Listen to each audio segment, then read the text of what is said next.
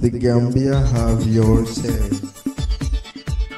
Al Bismillah, the Gambia have your say. Program motto.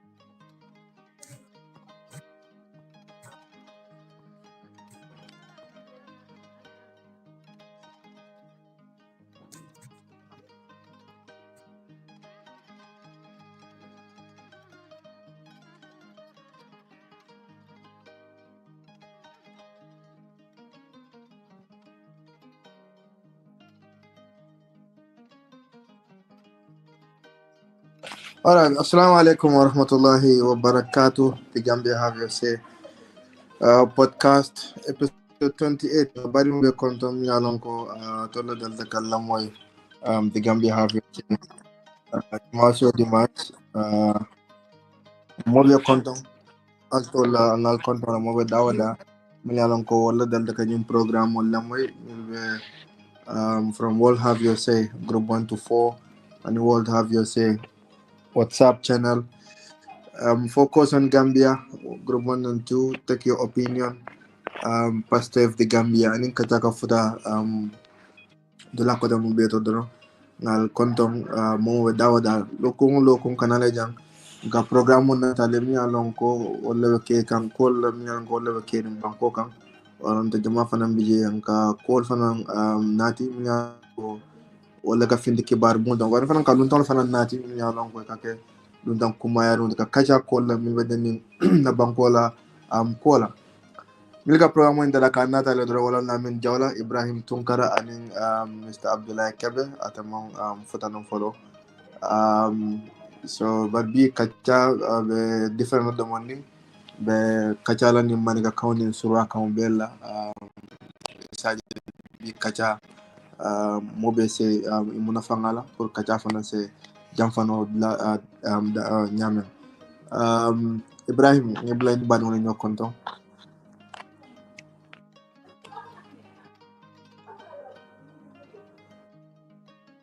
Ibrahim Tunkara. Ya, assalamualaikum warahmatullahi wabarakatuh. Mbadin lamoy lalu aning mbadin jibe lal lamon lanin jibe lal be dan ding kabring banko kan kata fo banko e bantalangal be konton bake alto lanal konton dimal lanal be wato bindo anal be dan randing bidung bile ketan Gambia have you say episode 27 wala episode morning warolan jango o kamala kalbe konton bake mulmi be lamoy kan ani mulmi be binal lamoy la bi fanan altenten kala moy bari nga program kuma bala so bi nyanta min natale ala baraka bak inshallah. Baraka bake Mr Tunkara amera adminal kono fana Mr Modlamin Bafana Biane, I believe. Yeah. Welcome to the program, Mr. Ba.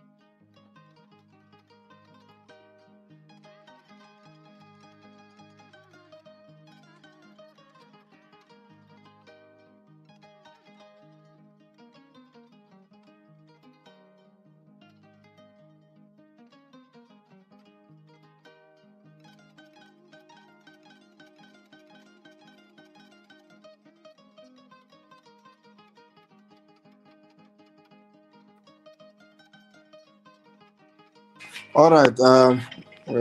Truly apologize. Internet la fa na woti. All right. Mbokk yi ñu ngi leen a nuyu rek ku ci nekk sa tur ak seen santa Gambia.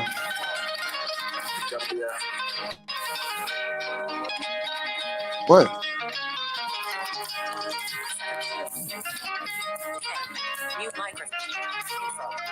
Hello Jawla, can you please reduce the volume of the music? Can you please reduce the volume of the audio, please? All right.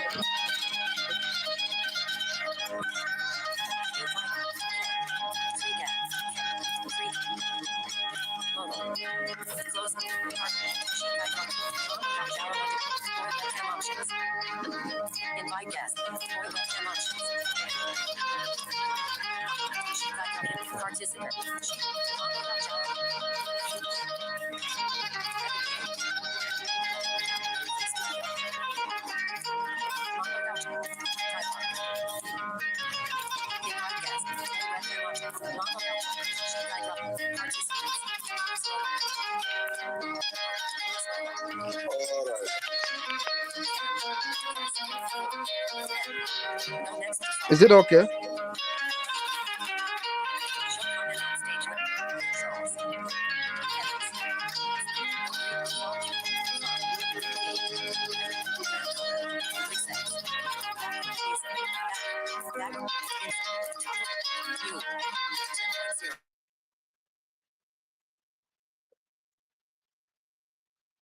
All right.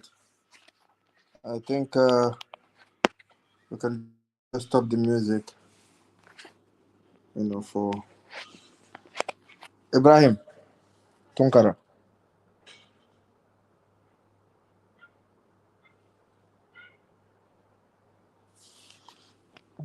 All right. Ñu ngi nuyu rek ku nekk sa tur ak sa santa.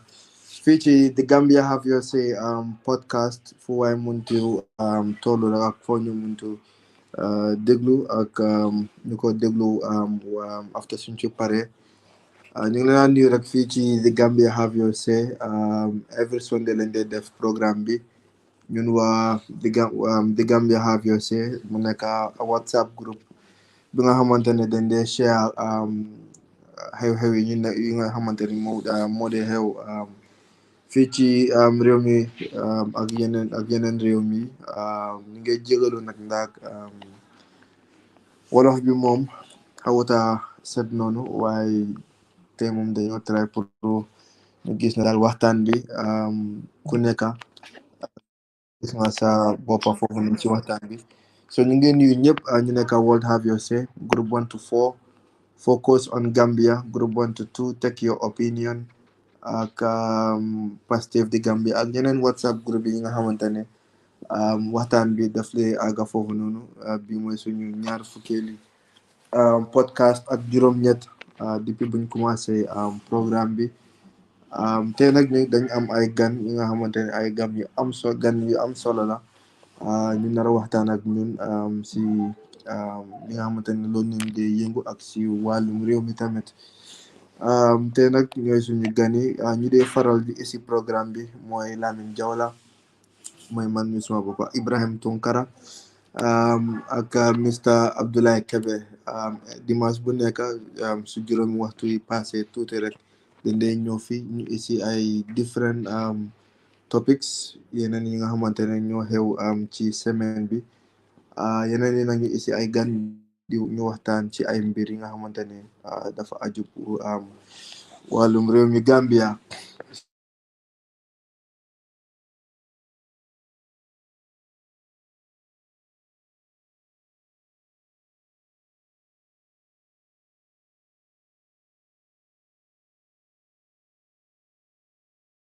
kacha nga kere ka folle ka humi ko Pastef de Gambia ila mol bijang Mr Ibrahim Cham bijang nyalon ko atelam coordinator ti na mistake ko dokinu njenga ki leader but then I later understand ko he's the coordinator of Pastef de Gambia waaw suñu gani tey nag Pastef de Gambia ñu fi am Mr Ibrahim Cham gaay may pour ñu waxtaan ci li ñoo yëngu Pastef de Gambia ak yeneen mbir yi nga xamante ne ñoom ñu loolu moo nekk di xew ci biir réew mi so balaa ñoo dem rek ñu ubbi microphone bi Mr Ibrahim Cham mu nuyu askan wi ak beneen collègue am bi Mr Cham ñu ngi la dalal ci programme bi The Gambia Have Your Say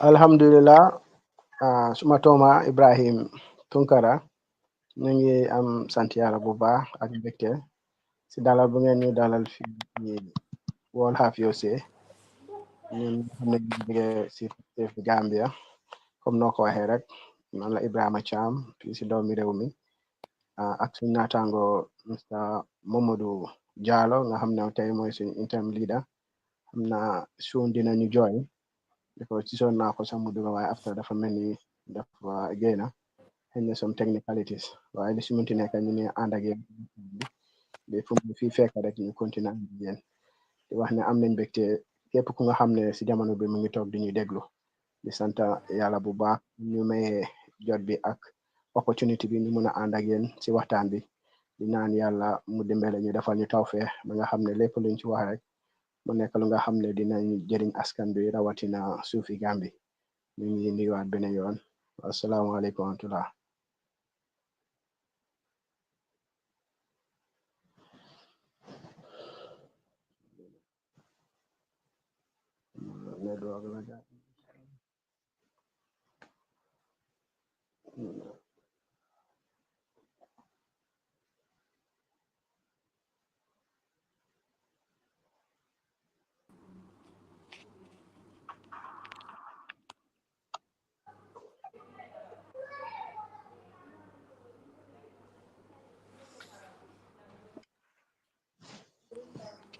hello yeah hello waaw Mr Tunkara no dam doon wax ne foog naa Mr Jallow mu ngi si stream bi ma check ko waaye mu ngi fi woon waaw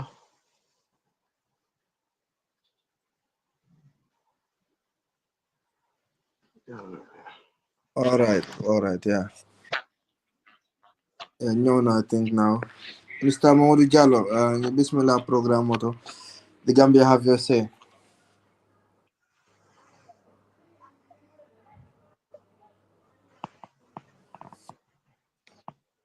Hello, Mr. Jallo.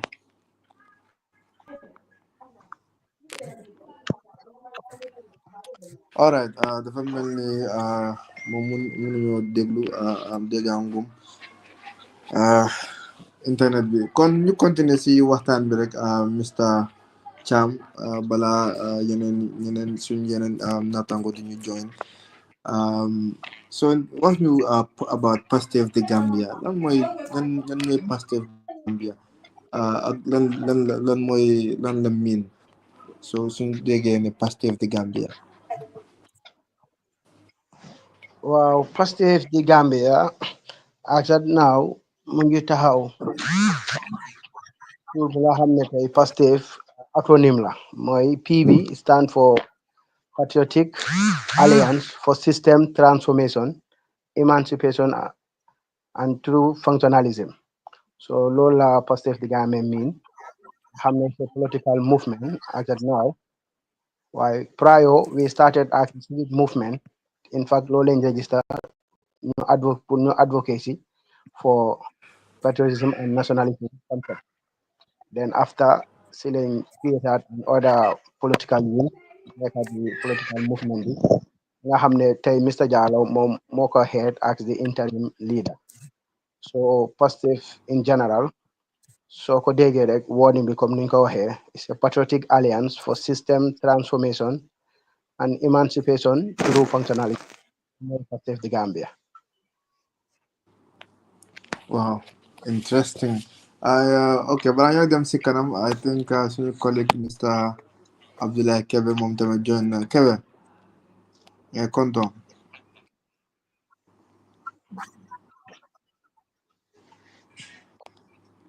Mr Kebbeh.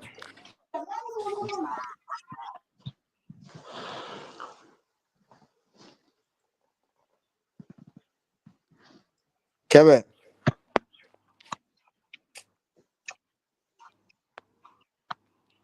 Alright, nañ continuer si waxtaan bi tey moom internet bi dafa xaw a santa maane daal. Anyway, loolu is very interesting. Kan ngeen form this movement bi Pastef the Gambia kan ngeen taxawal movement bi. Wow, Pastef di Gambia ñu ngi ko form mun naa la last year just at the tail end around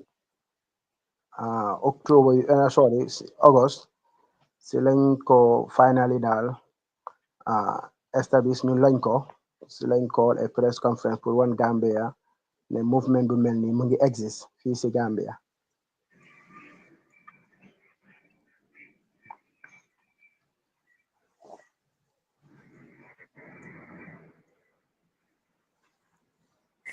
Last year too. Hello, assalamualaikum. Waalaikum salam. Waalaikum salam. Dama join si suma laptop bi, but then maa ngi leen a déglu, but it's unfortunate that mënuma gis suma bopp si waxtaan bi. But now try now to join through the mobile. Wow. Let me go for. Welcome to the program.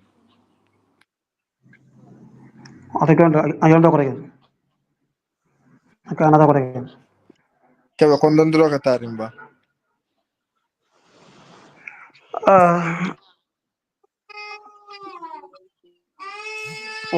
Warahmatullahi wabarakatuh. Focus on Gambia FUC. Take your opinion in the table. Sanjang UDP chapter, Busra UDP chapter, Pamod la grupo, ani independent group.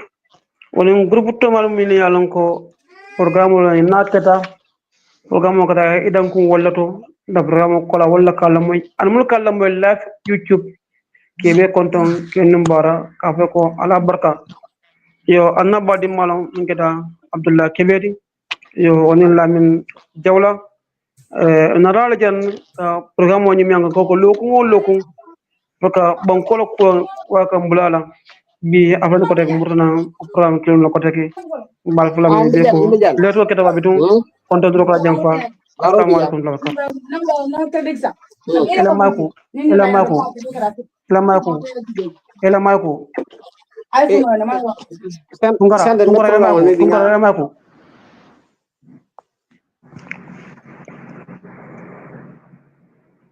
Okay.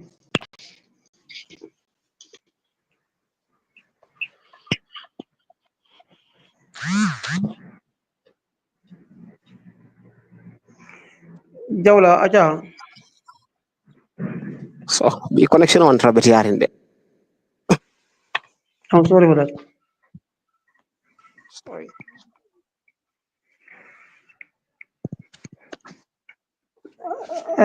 Cham for now, you munga continue so kadui balaki upare. alhamdulillah ñu ngi sant wax ne rek comme ñooy Gambia ne fukk la ci Gambia ay Sa network bakul nak. network bi Okay, legi wa allo ay legi mo ngi dégg. dama dégg waaw Okay. waaw mu ne Pastef ay ndaw lañ nga xam ne dañ taxaw pour bokk si ñi nga xam ne bëgg a soppi réew mi mooy ñu change Okay. fi yàgg a nekk ñu gis ne système nekku di need and Gambian Sa mic bi mu ngi echo nak xawma naka la.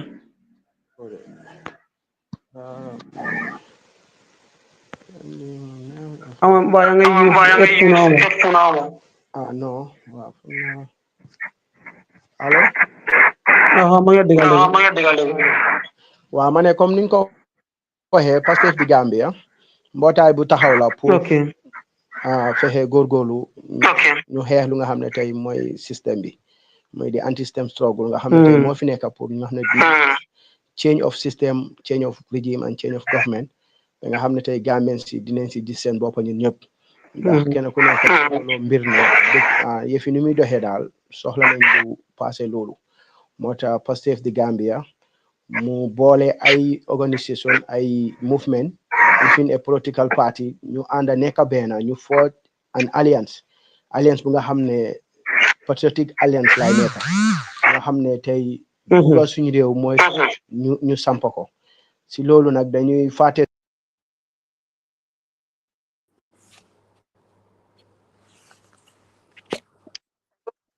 Oh, wow.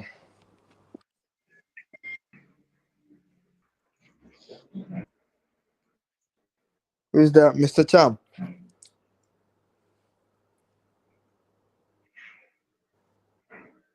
Kebbeh. Okay. Sanke mo. The connection of border no, but say not stronger. Yeah. Cham la kon dégg Cham continue. Wow, Cham, lu ma doon laaj rek mooy ne lan tax ngeen gis ne there is this need to form such a movement Pastef the Gambia. Gis lan tax ngeen foog ne daal important na dina am solo pour taxawal movement bi.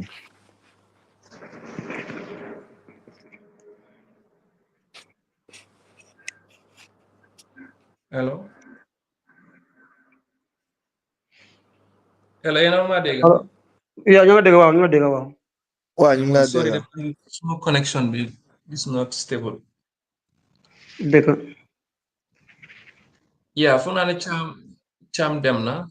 First of all, maa ngi nuyu ñëpp di jégalu connection bi ak interruption bi. Man maay Mamadou Jallow, interim leader and secretary general of Pastef the Gambia comme Ibrahima Cham nu mu ko waxee noonu rek.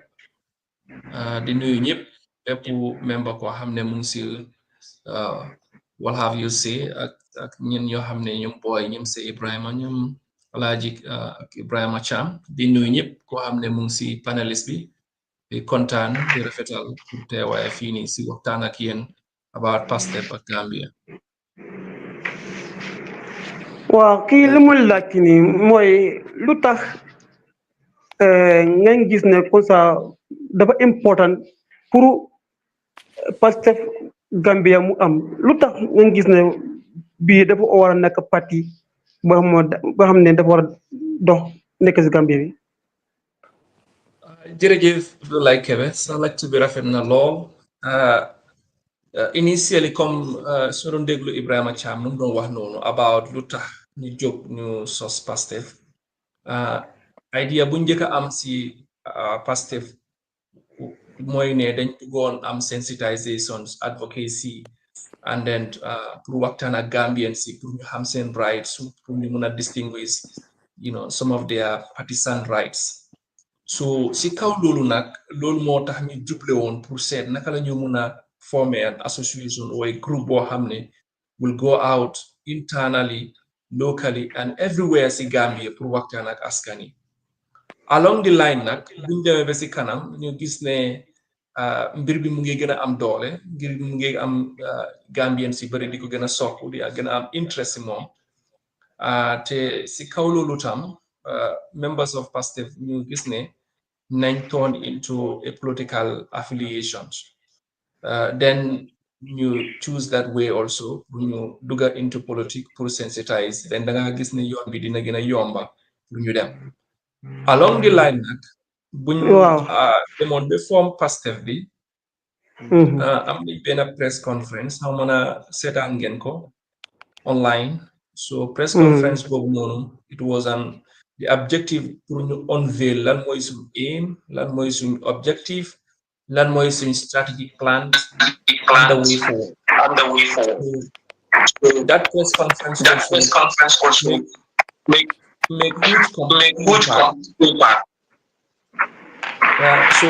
So in that impact, government bisi bopam they felt that Pastef Gambia was a threat to them. Some other civil organizations also feel that Pastef is against their will, and many other things happens along the line. But then all that together is Moine, we are all in the same Gambia. The objective is Moine to establish peace in this country. The objective is Moine, a good governance is established in this country. The objective is the socio-economic aspect of this country.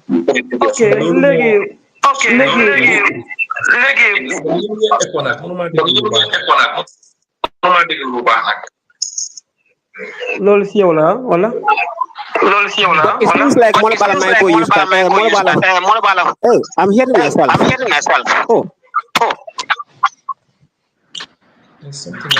can you please turn off your microphone before I'm talking please anta de ndo ayus ko baga ben evindo okay mola microphone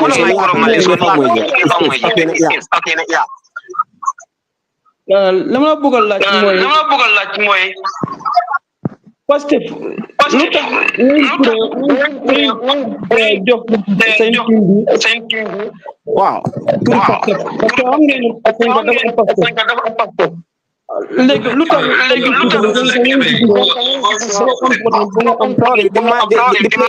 is echoing a bit echo kanne I don't know no wanta yaade okay so now is good all right correct loolu lu mu laaj bëgg laaj lu tax ngeen gis ne ko sax Gambie tamit da nga war a am parti boo xam ne dafa war a tudd Pastef Gambie fii lu tax ngeen gis ne ko sax ni Pastef tamit da war a am fi Gambie fii lu tax ngeen gis loolu Abdullah Kebbeh yaa ngi echo bu baax a little bit sa voice bi leerul noonu like Mr Ibrahima Tunkara Ibrahima, can you repeat his statement if you can hear it clear?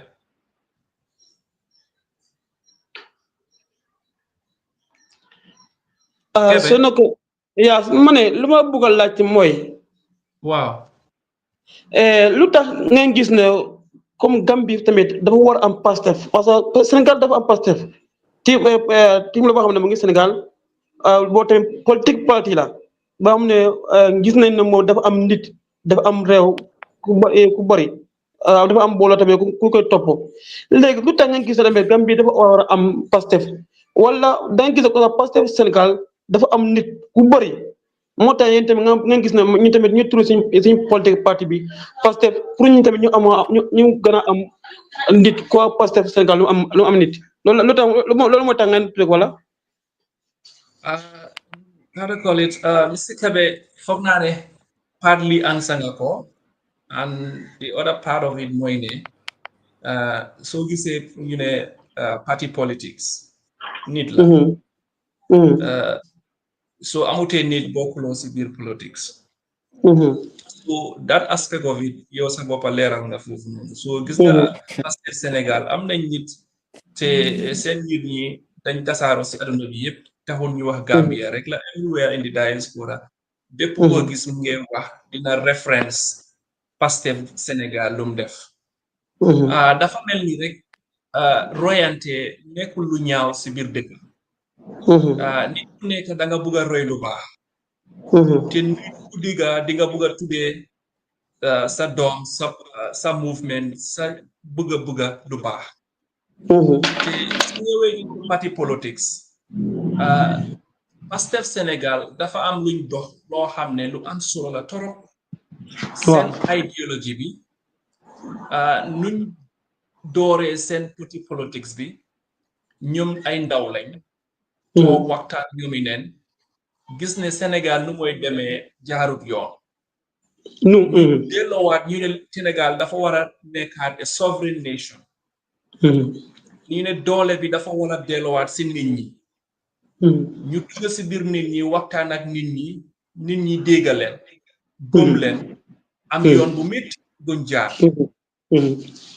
si yoon bu métti boobu noonu am na lu bari luñ si jànga ba lu leen ite mooy Sénégal loolu lu mu wone si ñun ay ndawi Afrika waxuma Gambia rek dañ war a gis lu baax si Afrika ñu royante te gis nañ ne Sénégal ak Gambie ñaari réew la boo xam ne bokkuñ benn yooni colonique Sénégal French colonies la Gambia British colonique la soo demee history a little bit da nga gis ne seen colonial system is in a form of assimilation Gambia is direct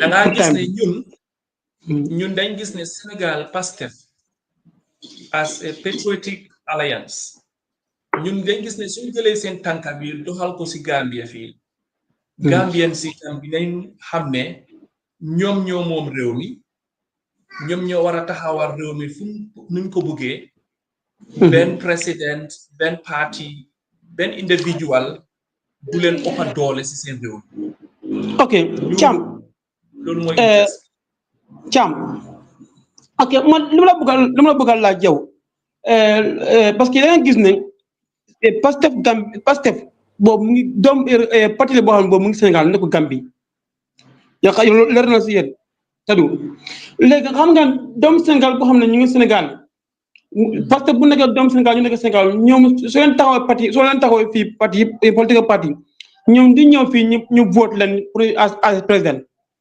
ñoo ak léegi tamit Gambie fii ku ñu nekk fii politique parti yu nekk fii yow nekk na Pastef léegi cinq ne quoi su nekkee soo leen xalaatee da ngeen comme ça Pastef lu mu rëy Sénégal loolu comme ça da ngeen foog ne quoi foofu tamit fii tamit mën na rëy noonu kon nu mu rëy Sénégal parce que xam nga lii politique parti la donc lu mu ne quoi ñu nekk Sénégal ñoo ñëw ñu sànni carte fii ak ñu nekk fii tamit waaw Kebbeh da nga am loo mis waaw xam nga lu mu tax ma ne la nga am loo mis ñun wonewuñ ne dañ jël tour bi pour Pastef Sénégal ñëw vote Gambia loolu ko wax rek loolu dafa mel ni kooku xamul politique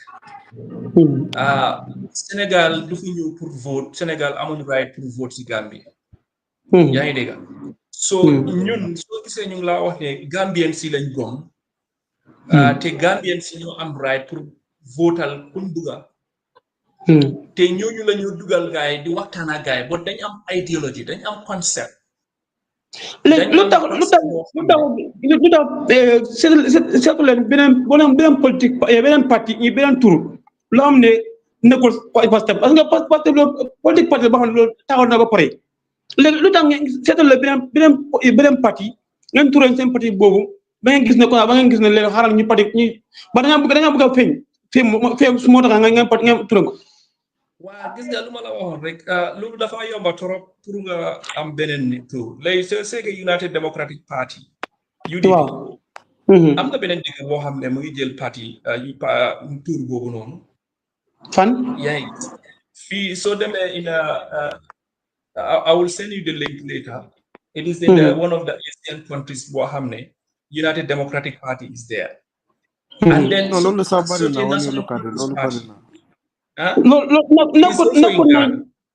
am nga yow li ngeen tuddee soo gisee da soo gisee da nga gis ak bii day ute parce que yéen da nga wax Pastef Sénégal Pastef Gambie dafa ne ko dafa am Pastef Sénégal Pastef Gambie la ngeen gisee waaye ñenn say UDP parti bu nekk boobu nekkul ne da ngay jël tur boobu UDP Gambie la nga copie ñu jël ñu teg ko tur boobu soo gisee ay bug naa bi kan góor man dinga o I think that is ni man ka wala signature fi nga man ka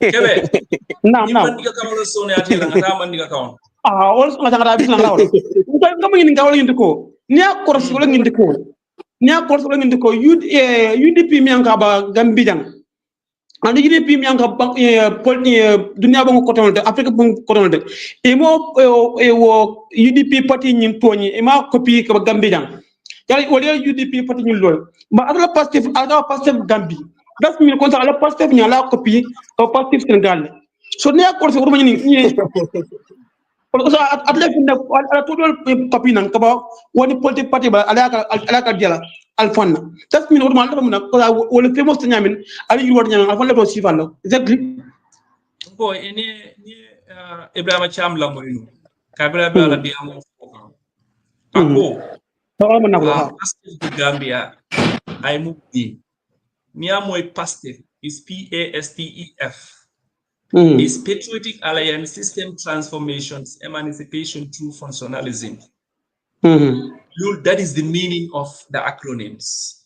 And so the Senegal, same Patriotic, same Pastef, the action Pastef be do bena.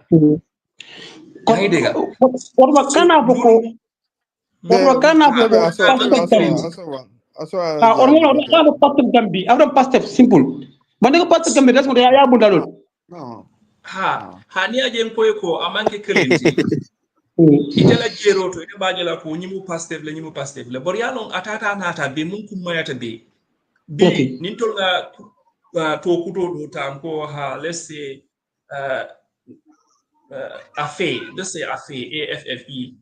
ya famle AFE is like a new name ya famle what AFE iko do wafi le Gambian ko la bi at the time later for the next 3, 4, 5 years Gambian Kolba lonna mumu afeti and that is an initiative you want to sell it to the Gambian people so another party politics in terms of influence and in support base niko Pastef bi momo ngafu momo bi Gambia tonko nano be momo e Pastef mo reka won hey ni nga wax mo fele ko ndabi je because ngajele Senegal mun kije and ngalo na kul fanam tarani wosila kendo la Gambia ndo fanam be kala so imagine you could see that we earn popularity we earn good name so this is the logic so more can kafu jang ha everybody cannot come up with an innovative of a new name this is the best innovative somebody can think about pour say mira nata political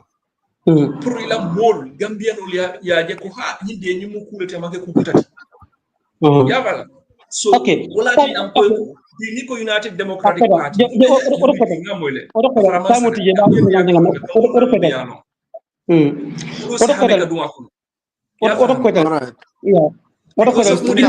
UDP I would tell for the past 1 decade or 2 decades to establish that name. So somebody can come in and logic and bring something new and that overpass UDP. All on past it.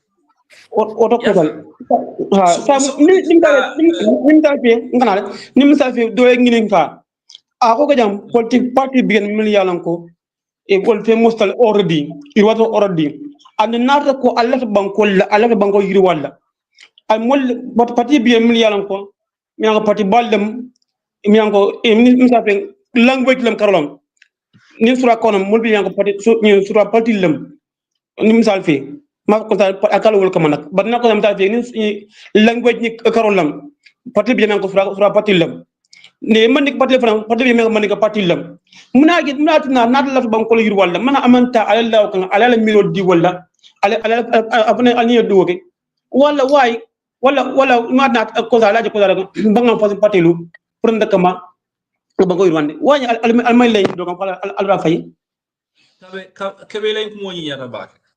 Thank you. And nañu Gambia kata ñaame. Mom la fi ka pati kutoje Gambia out of the air like that. But if I'm from country over, I'm party lu baby jibe jam with great respect to all of them. What they have done. There are certain things you yalo nako party lu baby jam niya jibe one phenomenon brune baby. The party mu yalo nako by established one leadership will lead that party for the past 2 decades or 3 decades. And Gambians believe that party, whenever it comes to power, any political party is like a governance. So more government at the political level, they never accept. They go Congress, they do their voting, they do everything. But every now and then, those parties will come out with only one single person. One will start questioning about the democracy of that party. So this has made it very, very difficult for many Gambians to join other political parties. We have great parties. The like of UDP is one of the best parties, highly respected. But imagine, for the past 1996, who is the leader? One person. Yeah. Time they changed. They made here out of the sunshine. The like of how to call it the PDY since 1987 to date. One of the best elites in that party. Until today, how many leaders are there? So here we're not talking about party structures or they are not doing well, but we are trying to see that party structure should reflect democracy. And the only way that can happen is for the leaders to serve 2 times in each political party, and then you leave power. Yeah. Ablain so ngin karo ke. Yes. So chairman ngin kala about the aims, like Allah party or meaning ala aims ni objective mo ne de pour Gambia no le na for example ning atra alayal karafa banko la be ala hamo mo ne de pour ka ke Gambia no le ning altaral manta ben kal ke ya don ko Atonu fan Tunkara ile diamo ekota domande boyla ko mo nyata baake niya jibe ni Gambia Gambia is a country near neko ningam fang access ngana economic jibe ngana security jibe ngana governance tools jibe ngana health sector jibe ngana education jibe the take home when I say take home everybody need yourself need and then employment. These are all small things, but then out of the lot, Pastef the Gambia is telling you that we have some priorities areas. And Nialeake will be part of the government, we take over this country. One of the key sector of this country is the security sector. We don't have more threat when it comes to external security, but we have internal threats. And we don't have the data to protect that internal security. When I mean data is, banko can jump from border to border. Mbuke kontibo mbuka lon jumani jumalon and mumu dunta banko kono malon for how long you gonna stay here and you need dunta jani funti watu malon. Asiata ba. Labon from kan fanyilinka. Gambia is about 2 million or 3 million, but then beyond we could have passed that because of other people. So when it comes to security, accumulate back our border securities and our internal security working on our number 1 priorities, and we can really do it. We have, good security forces. We have good immigration forces. All they need is to restructure them. Mohamed, nielo jibe, nielo jibe. Ega immigration resident permit ikadi songolal. Mi anko enta ka utu jil ka bango kan. o pomen ni ko di bongole e bulum tal mi ay kana bango kanjang fe bu koy di ani fa e kay wato wala ko e ke bulo me ki ruñu e ke mu tek e ke so bulo ma e ke samba e ke arrest ni sama operatif na ye fu ko ni mu ne fa ruñu fi ma ruñu nga ko ki kangen wada ni ko non fo lum tan fanan ka dunna ba to ne e ka fa nga to mi ka tra bango ko waru mun na ima ibadu ñu la ba wala finti sama ko ko yaɗon woɓi mo kulati muyala nen ko nge molka dunne ika laisser passer dila molka dunne ngalunne ni laisser passer dila ñanta kala funti wata but in our data system ni left to validate this important information kanyum mon dila ta between the Senegal border and Gambia at Kara ni debe dunkan in Senegal you will be highly accountable because there's every data is there, security ila camera ila immigration system is well set up. But come to the Gambian section, you can walk away like any peasant. Nobody accounts you. They give you those big logs. How many of our departments are looking at those books to verify and then validate? So when it comes to security, the border system, sometimes foreigners are interfering in our elections and all those so forth. These are small things, but they can be controlled by empowering our security. The other aspect of our security, imagine, since 2016 to date, we say reforms, security sector reform. What other reforms have we got? When we have the foreign troops, protecting our president, looking after the welfare of the presidents and not looking after our, the Gambian people, because he is the president is the chief and the armed forces, head of the, he is the commander-in-chief of the armed forces. So today, we could have got the best reforms from 2016 to now that these foreign troops have left this country. And Pastef is telling you that within the next 2 years or 3 years, depending on what kind of administrative things we have to do, Senegalese or any other troops that are within this country have to leave this country. That is a must, because we have to believe in our men and our women in this country. Okay, thank you. Something that is demotivating. This is the sector. We are not we have employment for our Gambian youths. Be it Kebbeh, you go to the army or be employed part of the army, you will not be interested. So these are areas when it comes to security. Pastef is looking at details around these things, and a lot of reforms has to be done, and it has to be practical and implemented. But Mohammed ni raji mo jama bi ka gamen politician ol tumi la ko, like for example jane bina power to e ka kumol men fo an ni na de kana min ke ibwa keling so albe mo proof la rongo to nyaadi re that is a concept that many Gambian seasonal politicians have been faking us.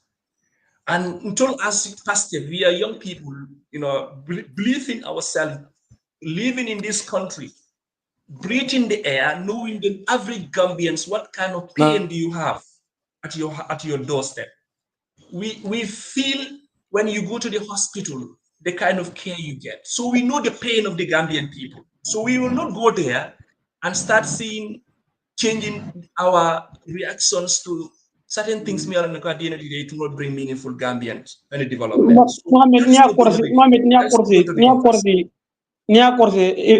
Dr. Sisi ni kumala pumula ngai all was it itat sabala bana kumala pumula all was it itat Muhammad Sabali bana kumala pumula all was it makanti miango mango Gambia ta nyamin but bi tan wala na jela makambi kamera bono manga Kebbeh, with great respect to these two people you have mentioned, Sabali and Dr. Sisi, I had great respect for them, looking at what they earn in terms of academia, because all of them are academic.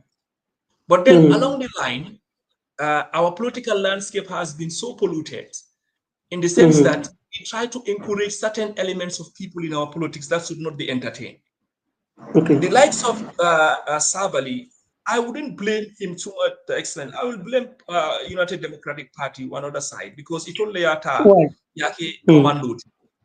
And now he becomes a commando. And later on, the incumbent felt that, okay, this commando have to take over. So it's a power dynamics. So they take him up. So they make him value in our society. Okay. So Somebody every serious government, you don't take those opportunities and then you want to use them at your interest. That means you are not taking the Gambian people seriously. If you really taking the Gambian people seriously, those people Jane Commission for Natale and was established and exonerated those people out of power or positions. Why are you bringing them? You're not a democratic, shouldn't get near to that guy. Neither NPP. So for us as a serious government, we have young people here. I'm telling you, Gambian have young people who are very talented, who are smart, from high school, from universities in this country, who can make change. You get that? So these people are our role models. For me, no. Because they do not signify any relevancy in our political landscape other than political of deceptions, political of party interests. That is it. That's the bottom line. Okay, thank you. Love kayo kamu na. Allah punya nung konya kamu ko mo ding. Mengkata Allah yung parti yung form nyadi. Ida akada mo fula mo saba wala sitam ya kachako. Internyata ko sa politik party lo ko bangko kata nyamin.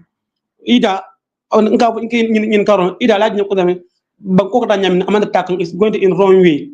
So mo fula ben al kachako lan alaji ko da nyam voice important wala al do jibal wala ala bantaba kachaba ko sa ka jeto kachaba wala after after what tabang ala miro pay panyo gam fana al sita ala ko mitin fana sayang abo group kan kata tay dum ding akron nyambon fa ida janne mo continue la akron nyamba wala ida ko sa al bi sita daga ala mitin ala ko ako ñoy ko kara la kare na min la kare al kal man na mitin al ñoo ko la be dingalu ala committee ji ala tak patiti wala ida ko sa ala starting adi Mr. Kebbeh baraka ila yin kubo yin yara bake ni aje koku akan dati modern tarnefe andum bi ntolbe we are surviving again in this country andum tolbe ngajele ko nyim banko bita kan nyame along the line ngaje ko nko al nga kafu nyoma banda modern tan sita ala yake nga keba kende soto muyama men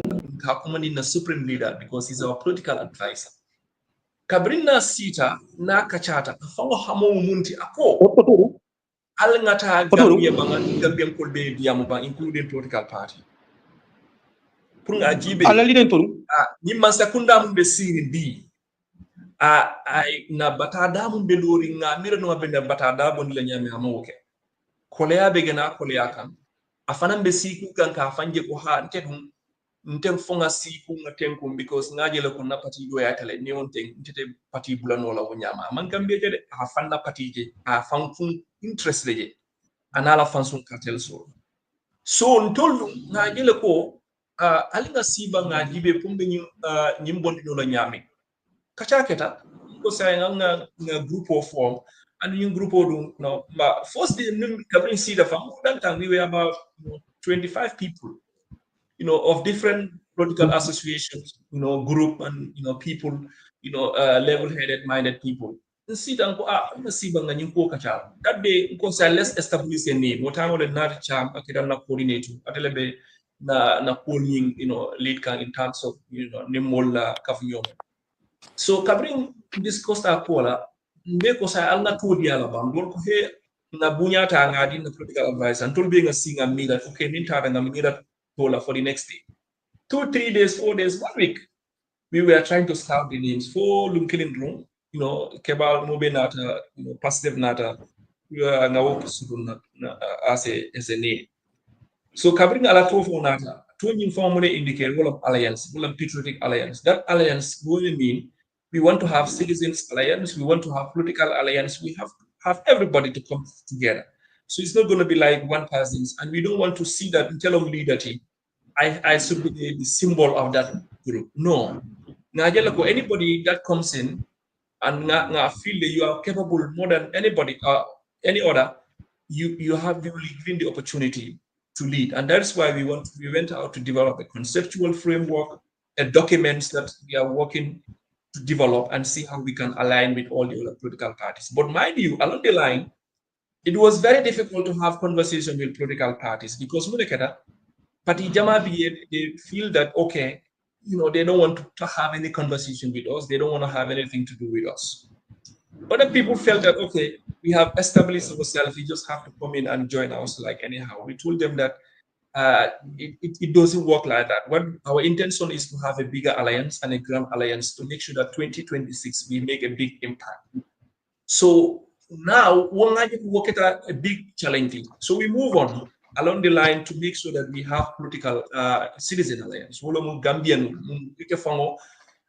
and anybody else out there to come forward and let's have a conversations. Let's develop the conceptual framework. Let's develop the guidelines. Let's develop that structure. We are at the end of the day, it's going to reflect the interests of the Gambian people. And then near at the stage, now we can try to see, okay, this is the path the is going to be the symbol and lead patriotic alliance for system transformation, emancipation through functionalism that is trust in the Gambia. Thank you. Lamin in Kayolo. All right, let's now bring in the coordinator, Mr. Cham. Yes. Guys, mga guys, ano yan with the pata? Ay, hindi mo, kung nga nyo na Pastef dapat kumasa as a civic movement, legi, hana-register ngeen pour nekk as a political party, hence legi affaire yu foofu la seen activities yi yu gën a bari. Ana léegi yéen am ngeen plans wala already def ngeen registration pour nekk a political party or waaw Toma kontaan nañ si laajte bi comme nu Mr Jallow suñu interview dem doon explain parce que dafa nekk dynamic process because ñun in general dañ ñëw pour change system bi not everything only because luñ gis mooy fii parti that individual leadership bu Jallow di wax nga xam ne da nga gis kenn nit mooy control a full political party mu am si see ba nga xam ne tey the democratic value bi du fa reflect ñun loolu lañ gis ne moo lifin naka hinder the development of the politics in the Gambia. So moo tax ñun bu ñëwee ñëw rek ñu ros dem si political aspect bi dañ wax ne now let me go for the advocacy. So in order to advocate, so we have to register an civic organization. So si lañ register ñu def suñ presse ñu ngi advocate ñu am suñ interim committee executive ñi nga xam ne ñoo ko head but in the later on we will move further. So after buñ amee some hitches with the justice ministry because of ñoom dañ doubt ne suñ civic movement there is an element of politics ñun ñu gis ne loolu mënuta that is inevitable mënuta ñàkk because yow yaa ngi advocate for patriotism and nationalism, so there must be an element of politics, but this is not a politic of participation, a politicization. So loolu war nañu allow civic movement mu def ko waaye biñ gisee ne ñoom ñu ngi push and pull si lañu wax ne now we can move from the civic movement to create an other political movement. So now si lañ create this political movement bi Mr Jallow mu nekk di interim leader nga xam ne léegi dinañ continuer now am the full fledged pour ñu mun a sensitize nit ñi ba pare ñu call for mobilisation comme ni ko Jallow waxee since ñun pour ñu am political elite yi dafa difficult. Now we decided to go for the Gambian people ñu mobilize leen ñu wéccante ay xelaat ñu ñëw nekk benn pour système bi fi nekk ñu change ko soo gisee ñu am the willingness pour ñu seeyaat val because tey suñ Pastef bii nii Pastef dëgg la baati olof la bu nga xam ne Ousmane Sonko moomut ko daf fi yaaga nekk waaye dañ nangu ne dañ gars yi dañu inspiré ne tur dafa uyu borom ndax ñoom bu ñëwee dañ apply the principle of luy Pastef mooy am pas-pas nga am dogu mu jaral la sacrifice lu nga xam ne tey ñun gis nañ ne dafa laakin suñ Gambia politique suñ politiciens yi dëgg la jàmbaar nañu waaye when it come to sacrifice da ngaa am na ku nga xam ne moom pour mu preserve dignity moo koy gënal pour ñu xas ko moom mu go further pour mu fight for the Gambia te soo waree ne da ngaa nekk si politique ana foka sa der bi wala ak luñ la munti wax da nga koy nangu because yow da nga nekk pour liggéeyal sa réew so kuy liggéeyal sa réew nag doo bañ ku la xas doo bañ ku la saaga so sacrifice boobu nag modèle boobu lañ gis si ñoom ñu ne nag then we have to have a shared value boobu noonu mooy particularly di pan african principle bu nga xam ne tey ñoom loolu lañ so ñun ñu gis ne war nañ ci ànd ñu mun a liggéey léegi nag ñun foofu lañ toll pour sensitiser Gambians si comme ni ko Mr Jallow waxee léegi build nañ suñ conceptual national framework in this conceptual national framework Cham dañ am programme am Cham tamit illegal yow loo gis ne comme ça soo nekkee yaa moom sa own political party wala waaw politique party boo xam ne da ngeen toog ngay form politique party yoo xam ne politique party boobu ne ko kenn moo ko moom ñaar politique party bi kenn moo gën a kenn parce que mën nga nekkee ngay form political party ba pare nga nekk yéen ngeen comme ça yéen seen politique party ni nga koy formé nii léegi nga ñëw nga form politique ba pare yow ñu teg la as yow Cham ñu ne léegi yaa ñu liit ñu dem si vote bi so demee yow ba Cham yow ñu vote la pare léegi après nga nekk président léegi yow ku nga bokk pour form bi pour ngeen form politique party bi yeneen yow ak ñeneen ngeen daax ñuy yëpp comme baro lu mu def nii parce que moom UDP ñëw form mu daax ay yeneen yëpp ak Sénégal tamit soo demee foofu tamit daa gis ne kii tamit def na ko noonu Sall Macky Sall tamit def na loolu kon léegi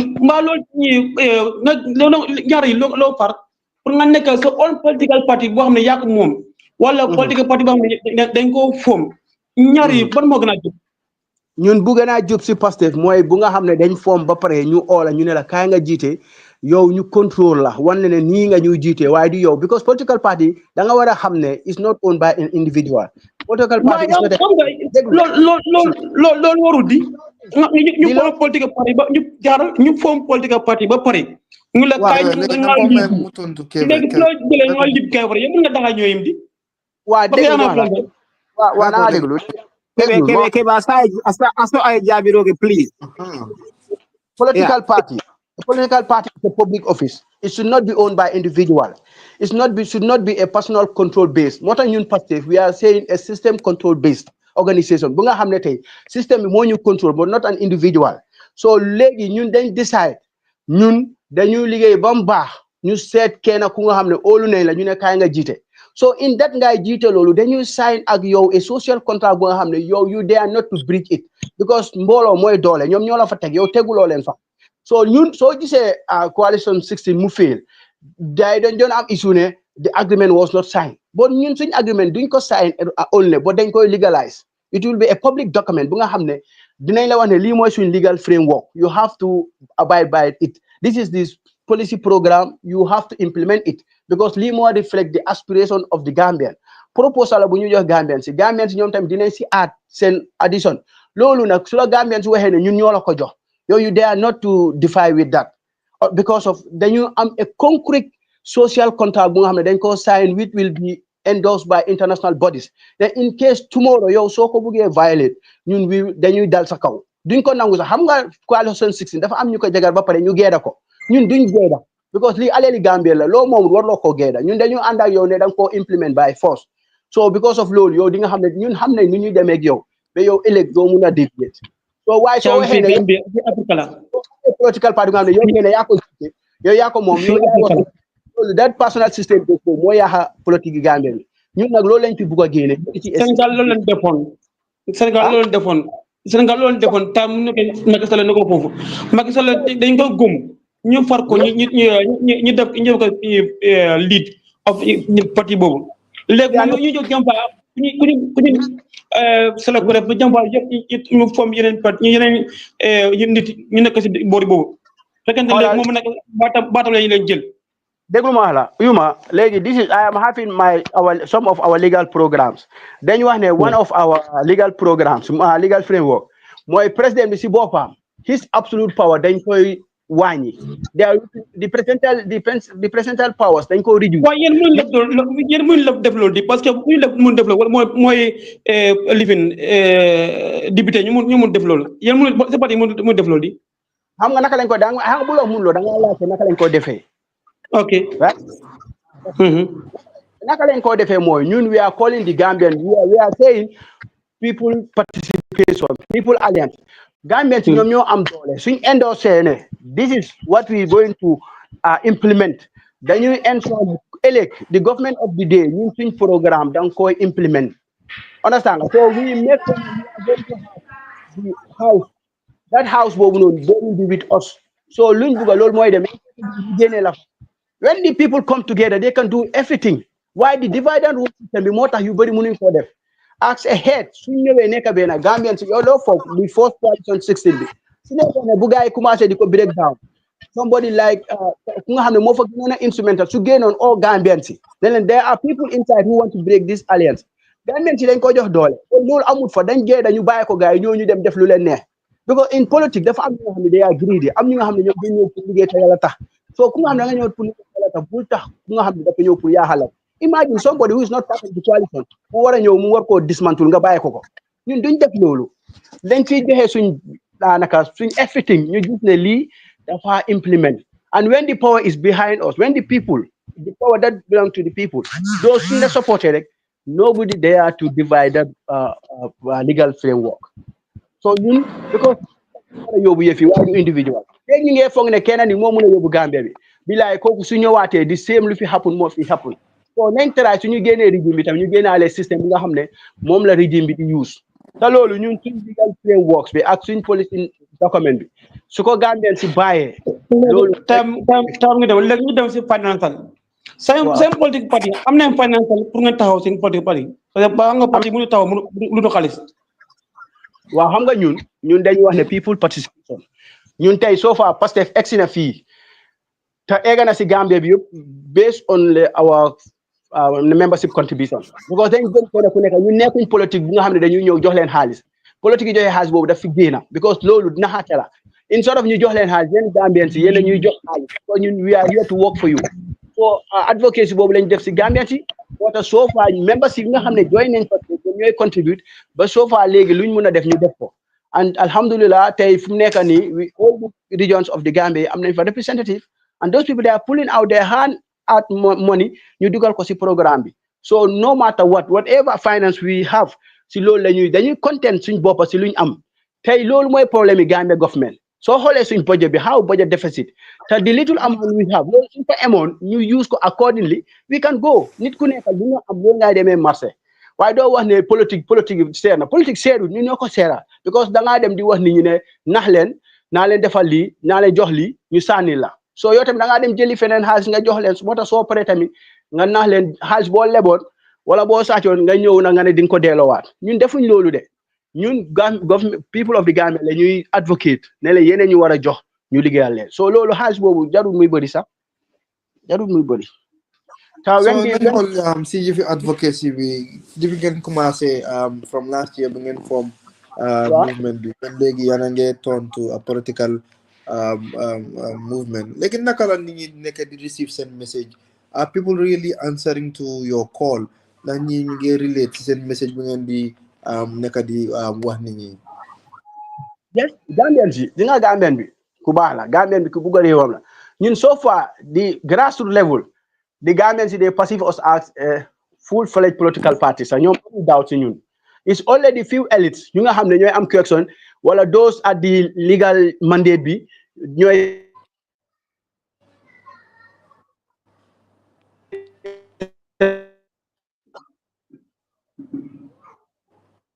us as a full-fledged political party and that is where we are heading to from this movement we are heading to a full-fledged political party so that will not stop us from going and talking to the Gambian people, mobilize them to come together and we form a force to make change.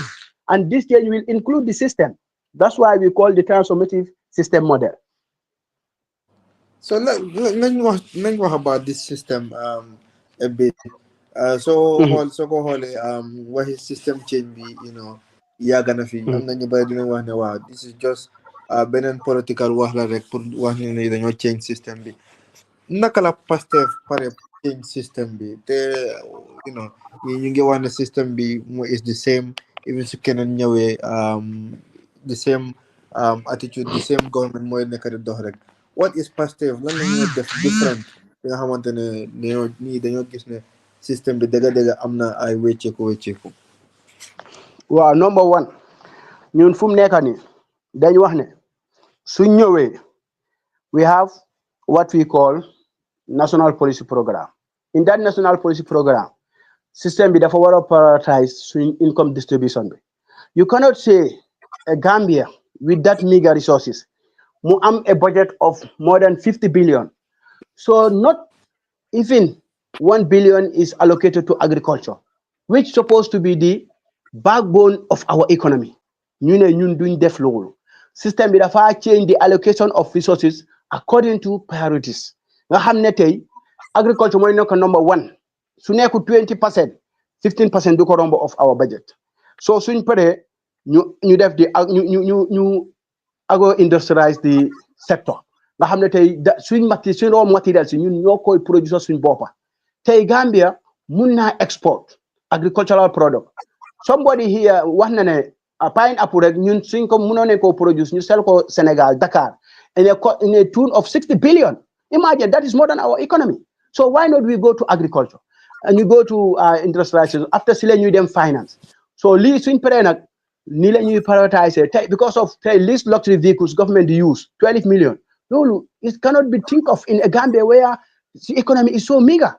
Why not we ask and you want there will be a policy that every senior officer you buy your own car because you are giving you car allowance. Why should the government buy a car for you?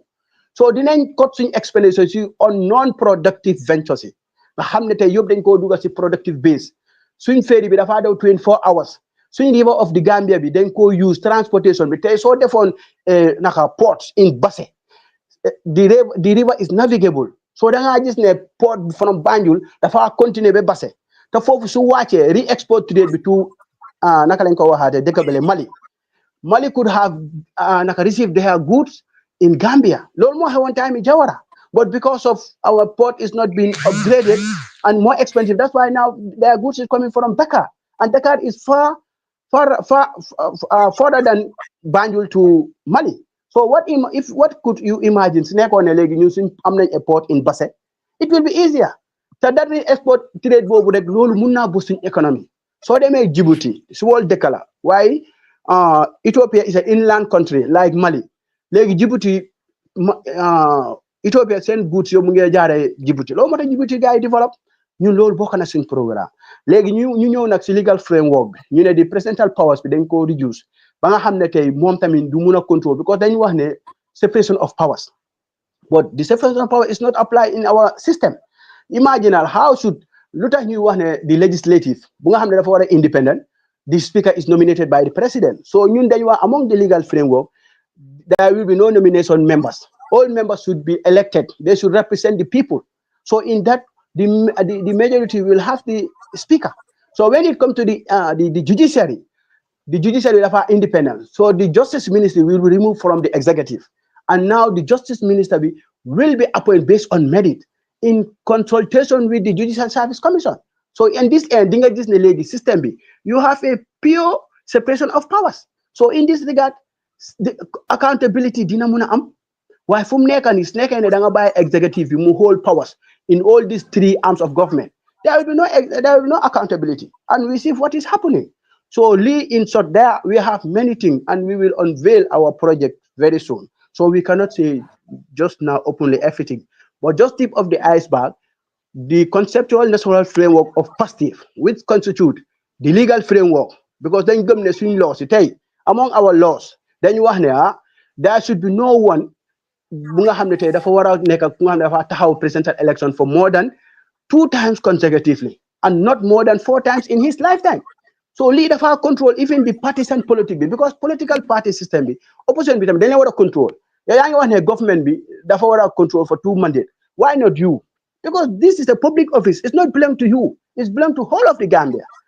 So we need to have legal framework that control the system. That is important. And we have that legal framework. So what is your position with regards to the 2024 draft constitution?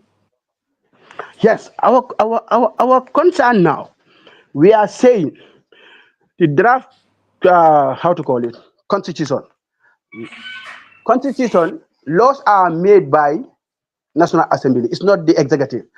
Executive, they just make their proposal. That is not even anything. It's a bill. The law more they have. Executive didn't send bill, National Assembly scrutinize, ñu amend ko. So the same lañ wax tamit National Assembly bi ñooñ lañ employ as our lawmakers. So now let them take that 24 draft. Ñu pass second reading bi ñu am opportunity bi mëna demaat si Gambian si ñu waxa Gambian si ñu xool that 24 draft boobu la moo fa nekka luñ fa bëggut ñu génnee ko yaa ngi gis luñ nga xam ne soxla nañ ko fa ñu dugal ko fa ñu pass ko mu jaala because Gambia bi dañ need to have a third republic. Those who are saying that they should reject this 24 constitution, they are doing so in their own selfish interest, in their own partisan interest. Because do muna wane li baaxu da dam ko reject. Yo am nga the opportunity pour nga amen ko please. Ngeen dem in the consensus ba nga xam ne dina jaala. We need development. Yéen ngeen ne Yaya Jammeh ngeen fi génne ba stina yéen ngeen use constitution am bi. Loolu naka la xel mun a déggee loolu. So te yow xam nga ne ku nga xam ne executive bi suy liggéeyal boppam dina sóoraale boppam bàyyi ko fa. Xëy na lu ñuy wax ay immunity clause suñ si dugal noonu immunity clause mënut a protect kenn after your regime because the immunity clause mënut a protect na yëfi jaala rek ëllëg dina xam where is Yankuba Touré ku doon jéem a bank on that immunity clause now he is in jail so why not Gambians yi wala our political leaders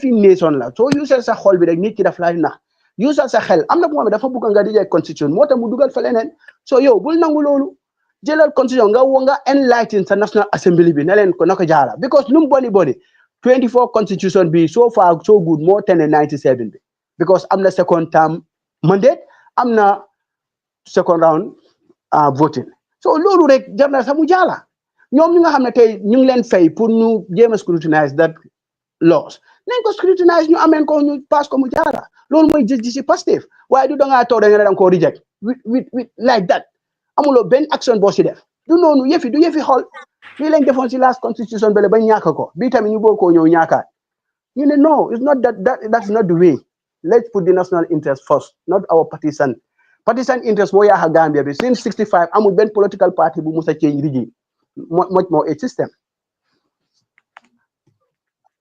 di mooy suñ see indi naka constitution bi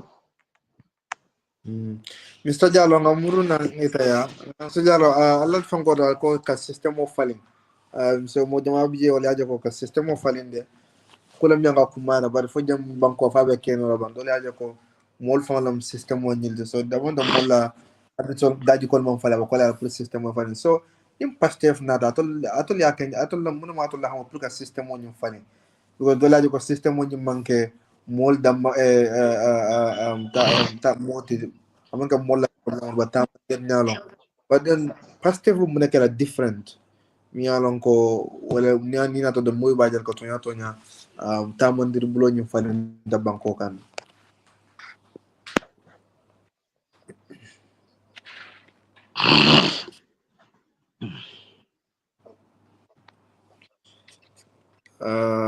Mr. Jallo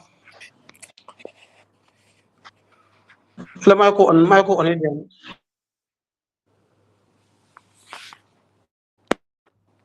Okay. I think Mr. Jallo is not around. Is Mr. Jallo around? Yeah. Jallo, Michael on now. One thing with him. Jallo? I think he's not around. But let's see. I think it's the same as what you asked about me. Hello? Yeah. Hello. Hello, Mr. Jallo. What up? Mr. Wale, you continue. Wale, you can you can come up with another question. Yeah, you continue. Yeah. Then continue see program. So connected to see what he draft constitution.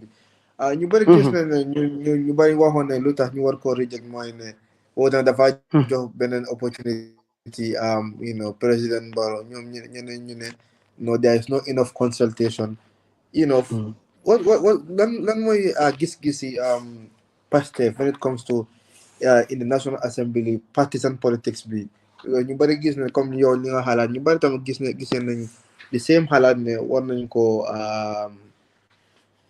accept then ñu def amendments waaye foog ngeen ne comme yéen ñu wax ne war nañoo def loolu there is any chance pour National Assembly adopt this draft constitution.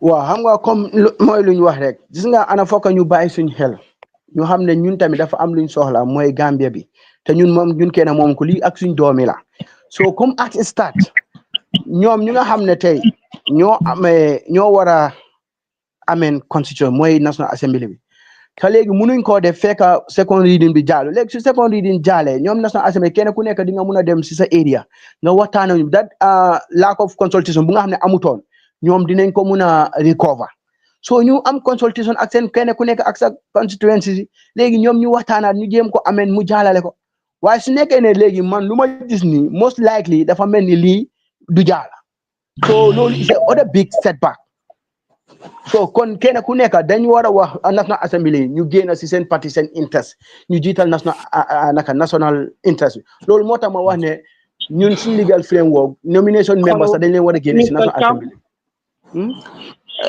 léegi lu mu des ci waxtu bi bariwul loolu li ma bëgg a laaj mooy xam nga soo taxawee political party ni mu nekkee bara nga nekk président ba nga jaar si yoon IEC ok léegi IEC li ñuy soxla si parti balaa mu nekk président yéen seen groupe am na loolu wala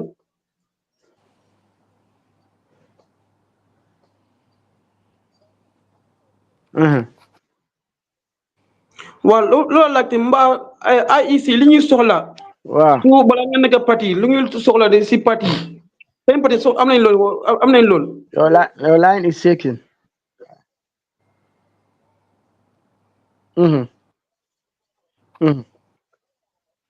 Well, we are on the process. Come we are mobilizing because you need to have at least 10,000 nominees. No, yes.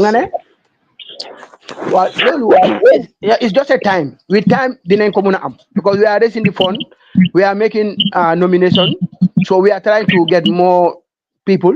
Like you get what I need to know and we are drafting our manifestos. So we are looking all the requirements that needed to build to register a political party, and before the end of the year we can do that. We hope so that before the end of the year we can have it. But for the time being, didn't them actually political movement be we advocate with the Gambian people for the system change that we aspire. 2026 election. Pastef Gambia, mun ne nok candidate.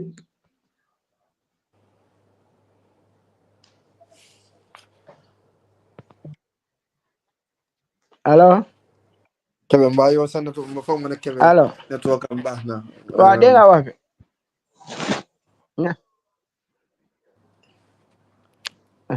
Waaw foog ma ne Kebbeh network am mi ngi ok nañ continuer si waaw léegi youth play a vital role. Waaw li may laaj mooy ma ne 2026 election. Waaw Pastef Gambia mun ne nekk candidate. Wow.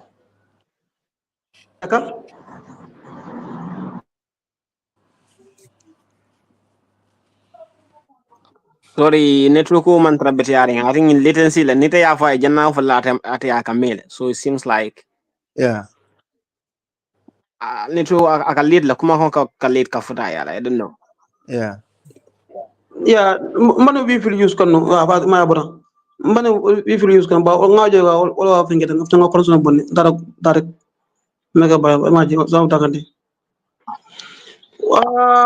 Dal la party dal do ko alma aliyam ma koy because of science and political party Gambia ka country nyami dal ndaga lapta things honestly nadra ko fanan etel sa ken party tim yalan ko sa Gambia palindu dal alma aliyam dima because of Gambia something ma ta kan kungi ata atlandi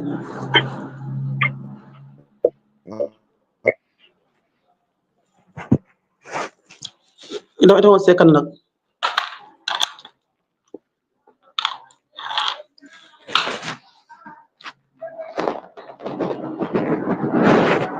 good. Yeah. Wow, Mr. Cham. Why the first time bobu defal len ci Mr. Jalon ke moy la. First time Mr. Jal. Ya ngani karo mu len di jang avant de azeman ton non jeri. yang cham yin ka demal sa loket yin ka munna wala yin ko 2026 but genen bobu taw se wala yin ka yow ko ni bande kawna wala yin ko bari political party e ga sula munna wala mu financial say adala political party financial ning abal bulle bang anim fanan in ka wanja mun to yin ko ni be ka political party fa se prepare pour yafuta IEC ani fana IEC fana IEC fene be e ngin kal mulla fo wo ngin kar fon ni ani IEC ka sula munna politique parti libru o biya al bulle bang so ngin ka fo nyam mun to ngin ko fo next election 2026 al skino candidate ngin ka to bo ngin le nyaata jang na to yibe kin ngil ansay okay ngamera comme ngin ka champion fo nga be moyle nga moyle num kon su account do just na voice le man sene ya ko ma jere wala na manyo moyle but then comme ya fa nya cham ya fa le nyamer preparation be on ideale pour kaje ko nga puta registration stage nyina pengo fe mu stages leti and nun be ni stages mol mun kono wala be na political advocacy mun kana and that political advocacy fana nga itandi la ko mo jamala function na support base nim fana be expand kanne within the country. So near Jibe, I see la sulo munti wolomu kaye ko 10,000 votes in all the regions. 10,000 together within all the 8 administrative regions. Wolomu near Jibe, KMC, Banjul, Olom BCCT, and West Coast, and kata for URR. So regional, at least yenta 500 or 1,000 people total regional konon. Then wo manke put na ko woko be kole arim Pastef because na based in as we can speak now, na based in the expansion every day and night and people are registering with us. So manke kuti mi na ko be kole arim. The second one wolomu you have to come up with a constitution mi na ko anila manifestos, anila logos and other things. So all those things we had a very strong ad hoc committee na ko they have worked on all those tools. So we manke kuti mi na ko kole arim. So now that finance la coming fundament of ha jelo most of the time jelo kake challenge but then atata nata is all about ila program wala ila agenda lo ya wa fi gambien wala so nga believe ne ko ninga na program nga di gambien wala fambe pansun program wala defense la because an example na press conference mun tambita mo jamana nata to support the process because na jelo ko kabringa bo hen na press conference le kala we sell the agenda, we sell the concept note to the Gambian people, and they bought it. And then, many people come forward and we contribute to Kajeko work. So the same thing we are looking right now, we have set a strategic plan for Kajeko to have the campaign fund, the election fund and everything. So it's not going to take a little bit easy way out, but we have a very strong tools for strategies. We are working on that. Kajeko finance team sort of so and we believe that Gambian people will want to support something and that is what we are working on right now. Nanata into ila final question on a candidate or Londilale 2026. Come 2026, Niala Santa Pastef de la candidate Bondilale, Niala Nako, he fit for purpose, and Gambian Oliajalo Konyo, Mbenga scrutinized he fit all the criteria. Then Batamindila on behalf of Pastef, Kajeko ILO 2026 election. It's either two way, and registered a political party. All right. Thank you very much, Mr. Cham. Mr. Jallo. Mr. Cham, what about youth participation? Anybody, one in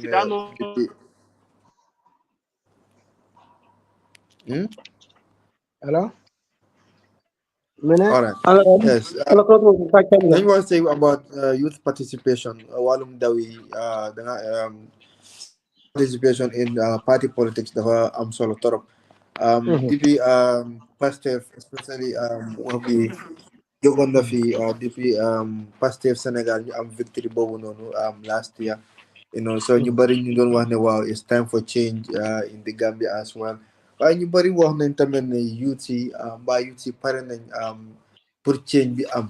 Si gis-gis Pastef since ngeen commencé advocacy bi ak yu demee noonu gis ngeen ne changes so bu ngeen di oote war na fi mën a am and are the youths ready season observation since bu ngeen commencé advocacy bi and especially now with the political movement, political establishing, gradual establishing of your political party. Wow, learning coaches buba because within just a half of a year, some 6 months we start a league. So far youth see like neka di target because new from neka ni we are doing house to house sensitization. That's youth see like yana focus from neka ni because nyom lañ xam ne ñoy di game changer because youth su ñëwé rek with us the other ñu topare ñun xam nañ ne we will be the winner because the recent population census bi dafa wax ne 40% of the population are youth.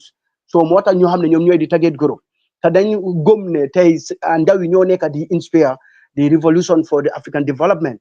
So xoolee lan moo nekk si naka Mali, Burkina Faso xam nga these are young president nga ñëw recently Joma young president nga xam ne ñun ñoo ko mag.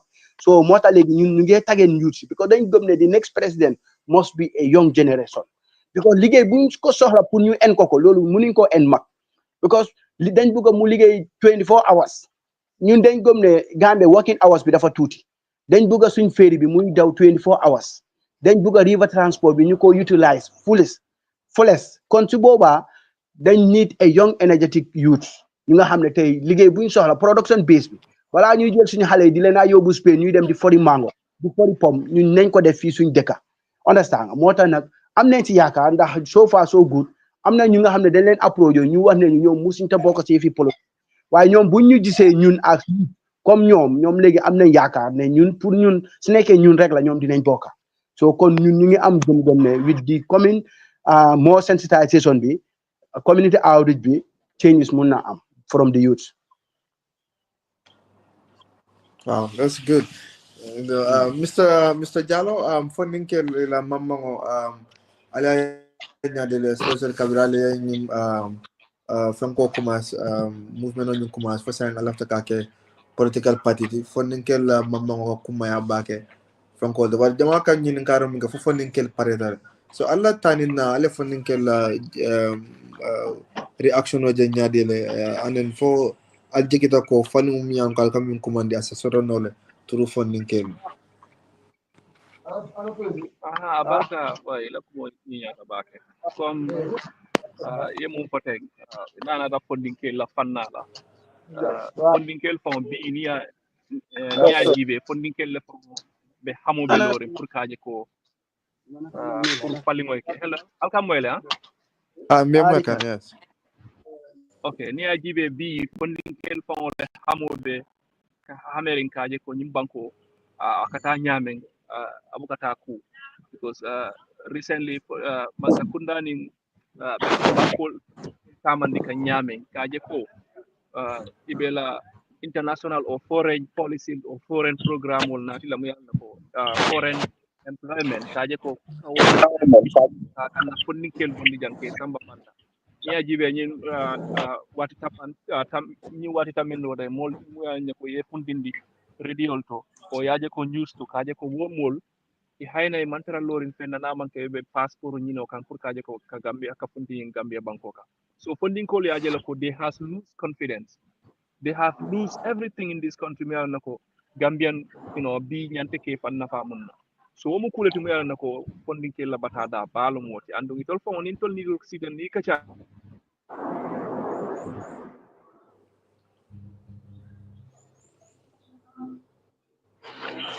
Wow. kata e fon kaje la ko so bi ko kaje sitele kuitol fo awato sitele saying ko itol fo ka kafu kaje ko decisionol mun kam mek nana ta party politics la itol fo na so kulo mu yala nako fondinkel bebe hamerine kaje ko comme 2026 e be dunna politiko konole andu itatulam bamal bulu itatulam falbulu hani musol tv ko man to ne kafo ni election o sita i kanala le karelol natinna ye benna cinol nati ye manol nati asobil nati ye nene wola ye nakarte kesota na bota wola inte kuma kaw moyla inte fenjela ye bata da kuma jama fon mo yalla ko na foyta ito yela so wol fombe be pareri ne kaje ko falimo gambie nyanta ka falenne so o mo kulati mi yalla ko mbe nyanta ka ko jibe nyofe kaje ko falimo mo nyanta ka nay banko faling na lo ko la nga be faling nyanta kala nyaa Okay, left kay ngin kam na ko tagi muy yalan ko wala ngin ko bari eco 2026 electoral law aka Pastef Gambia ngin ta sula Gambia ken pour kallo but wete amira ko jandin 2026 carte fay basila al sa Gambia no hakilo ala gedda nyin al sa no Gambia no bang fale bi hakilo soto no fe carte fay no al gagner ba waskeno ala diga waskeno ba wo be ke kan right now comme nimbe di am kan nyame abe ke kan because muna nan ko fa be ke kan Gambian ol bi mo jama bi ni ko Pastef rek first of all sika ilaka lon le muna mo Pastef and ni alon drong ikajele ko hamol katara kono man groupe je man mol je ni mul kachata ngaje ko Pastef mo foe iman songala hanin fansun traditional areal do lo kebal dol mu yalan ko furatema mu yalan ko society mu yalan ko they are very conservative ni sitale ni akaje nga Pastef ko mo foe e fon ka fole ko ha e kanyile batu so kulo mu yalan ko ntol sontale ko Gambian ol fon ya tale a dependale nak yalon ko ku be hadama dingo dum a manke comme ila la fo be nyame mo be ba fala ha be la lelale so wo sutele hani parti dol fon bije molke ata fen dol la ka kuma dol foye para manke amatin na bi wol parti mallo be la kolke kan so Pastef dum ngajele ko dal Gambianol ba takam bake andu wo mu kulati mi ko akono biya wata ba alla muru adanda ko mbagen ba fale ala Gambia tundo worola be male kabrim be Pastef lola ma dan de kombo jam fang Pastef na la force concept ni ala decision on ni ngada da nga ndumina mba kachaka ngake farafenyele so waya itandile ko ngake in the heart of the Gambia because niko farafenye wala be Gambia tema wala mu North Bank so North Bank LRR Lower River Region so ngake no wonto nay sita nga mol soto je mi na ko na force bengo be Pastef lo ka a bengo feta wolto so why I tell you right now the four corners of the Gambia which date ni anin day ni luñ ma in which month ya mata ngina wala wala Cham for that but ngala na man tambi right now around it's like najibe I could remember that it's around June July dal time to je ngata mi wala ya around June July dal last year 2024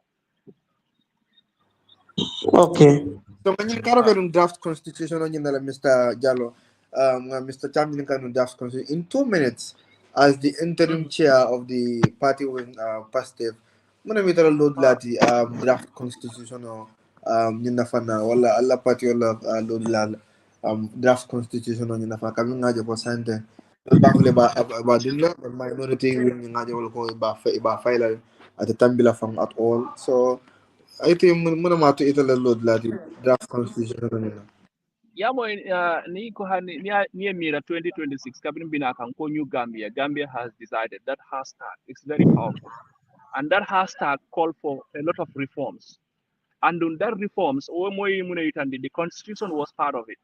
It's just unfortunate in the initial stage Kabribe constitution on in draft kan they might realize they could have just made a great amendment for the 1997 constitution to get the best constitution we desire.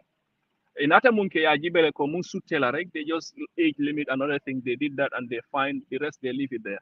Until later on, they set up the commissions, and the commission did a good job in terms of the 2020 draft. And that was a very good draft. But along the line, based on partisan interest, it fell apart. But sign another state to Muyaranako, they have go in and piece it out. They take out bits and pieces of the constitutions. But the most important thing, come Chamia Fonundam another Kachakono. There are certain clauses we have these three branches of governance, that is the judiciary and the executive and the legislative. They have a responsibility to do now. Especially the legislative. Gambia de la sulo munity without any considering partisan interest. Every government or constitutions, it has to be the executive or the executive has passed their bill. They have made their suggestion. They have made their arrangement. Now they bring it back to, they cannot make those laws. Those laws has to be made by the legislative, that is the National Assembly. So let them work on that document. Let what is suitable for the Gambian people. and they do that.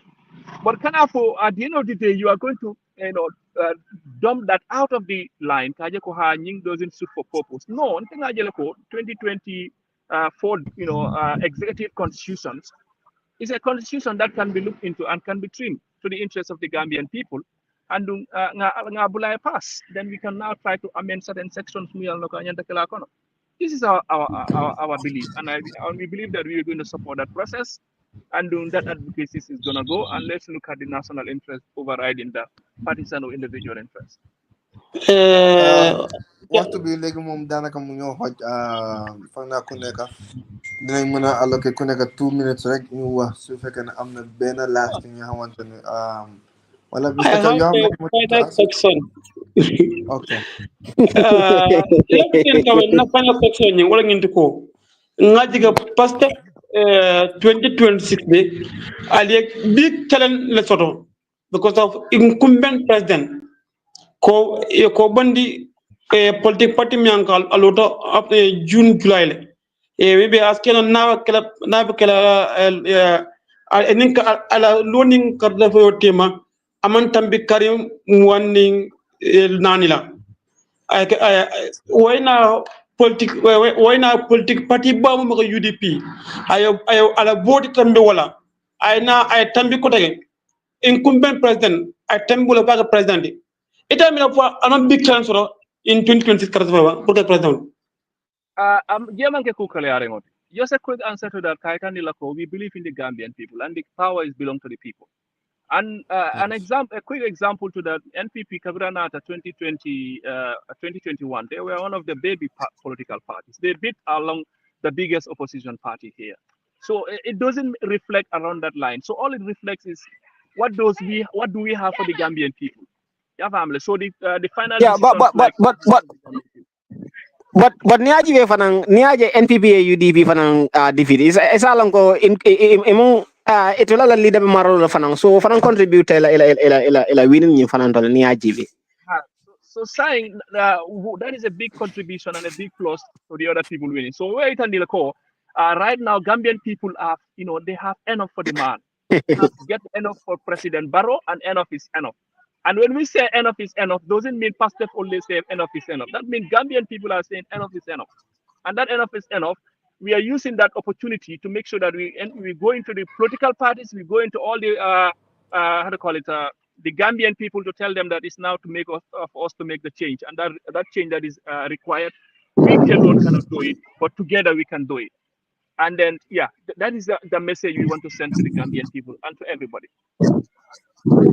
Yeah, so ebe mo fala barola en kuma ko bari ngalom last time baro interview kanung QTV la nung yangi ningala fabe wala nung president pruka carte fayo nyini o ka carte keso nyini for the third time bara nyine tande ko ha abelu la le bari amala fi ala patio mu patin ni patil dimi ala kama me bake no amala fana ala patio yin ay fa so ebe mo fala o fana la janem be bula Along President Barrow, Womala phone perception and he has all right to say that because Jelako, he's the founder of that party and he wants to make sure that party survive. But then near Ujibe, at the time Gambia Lebulukaje President Barrow Foro, following Yantakalo and former Yanakalo. Munatina Wokumon Tola Jero to Woman Yanakalo, Gambia Wata, any political party Mumbia. So Adam Barola umu afan sumbiroleti. So asita le sayang Gambia lo leaje ko. President nata ja.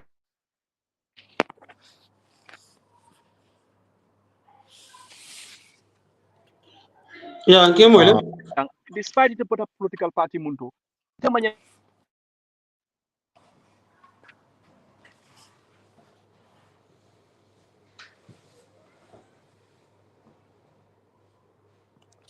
wow, it seems like al network tata. It seems connection tata. Yeah. So Mr. Cham, finally, information political parties. Is this true? And what was the mission of approaching those political parties? Sorry. Okay, go on. I don't get in the connection.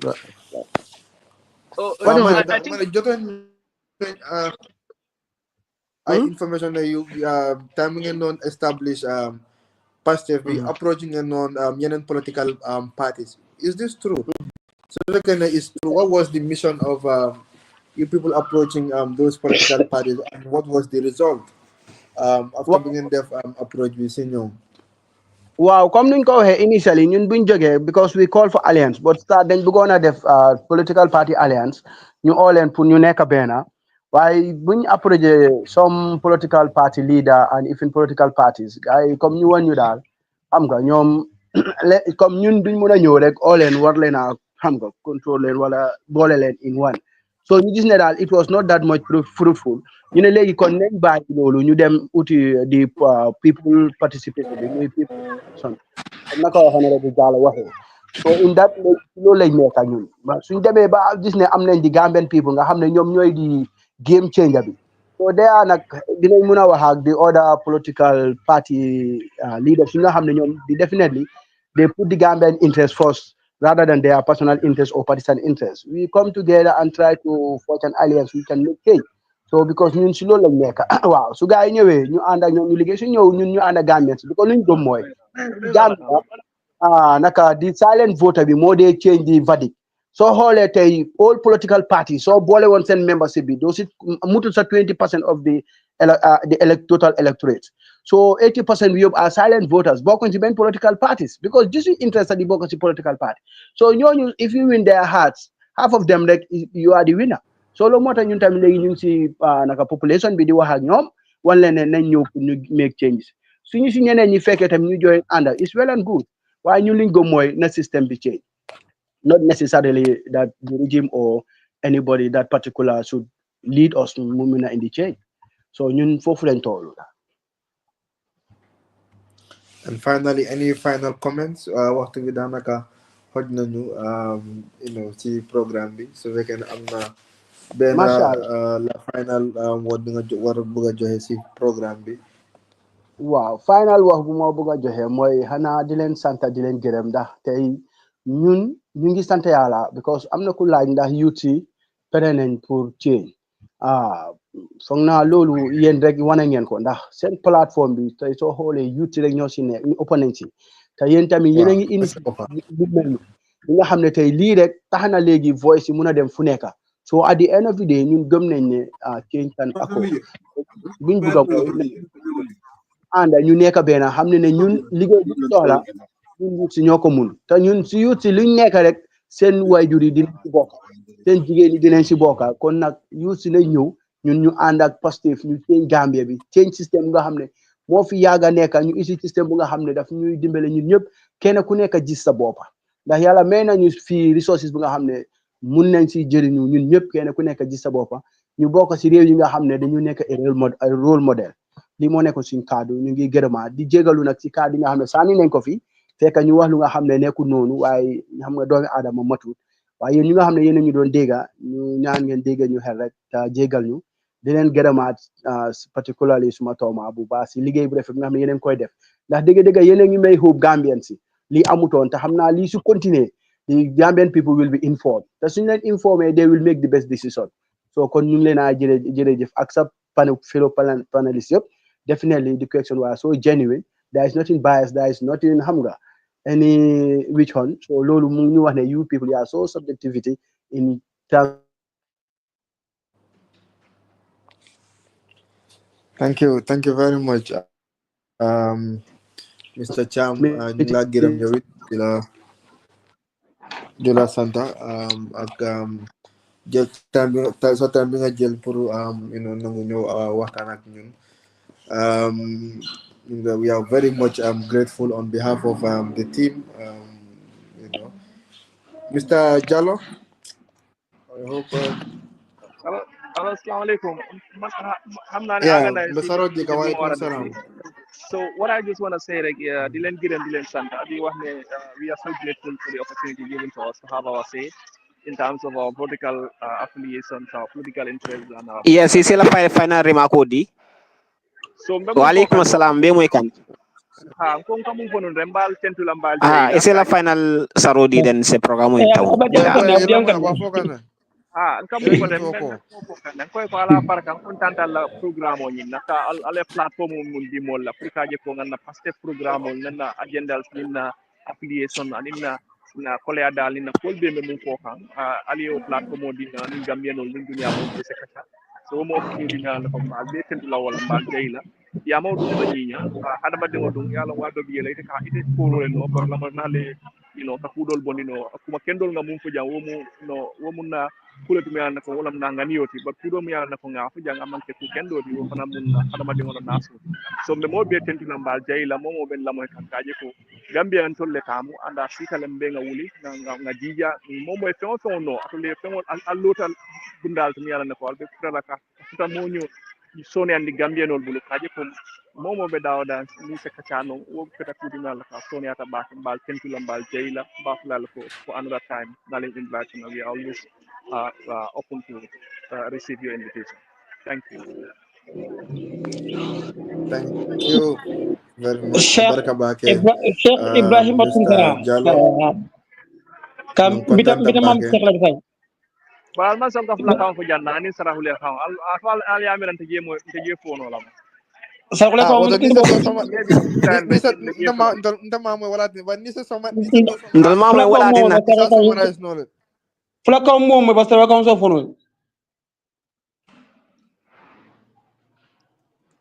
Okay, ala barka make ni platform o ni namu wot half yo se platform oti jibat lal lamor lal mi betu ka fo mi be ko ala barka bake ni platform o ni mo platform o mi yanko ala to mun kam wonde ka banko la kuo wala tan ngalo malo ni kamma pour ka mo politique parti hont wala ka mo kilin ka mo kilin bula mo kin ko no ma ka kiskis but banko la kuo wala tan na lota wat nak banko dinu ko man dajanke bismillah jang pour ka diamu banko la ngala taala an banko la kuo banko la ko mo na sola wala banko la kuo ko mo la ka fenkije kayirwa ko kamanje platform mo fanti ni bismillah ji nambal bijel mianko wala ko bula noma eso bula wala nambal min noma ni diamu to mon do bada fransa alsi man tabinan yola ki ye platform to jang follow jor to ye follow mum bijel rek wala ndaka diamu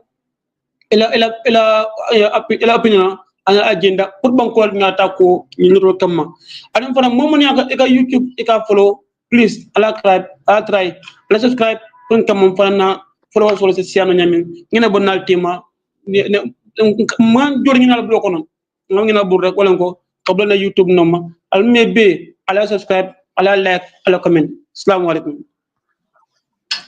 Alaikum salam wa rahmatullah. Ibrahim, anything?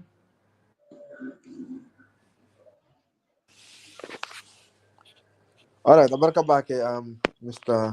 Tunkara, Mr. Kebbeh, Mr. ya Ibrahim kamo be Tunkara. konto mbake kana gesol be konto mi yalon ko la kafudan fi jambi ala baraka bake inshallah until next time.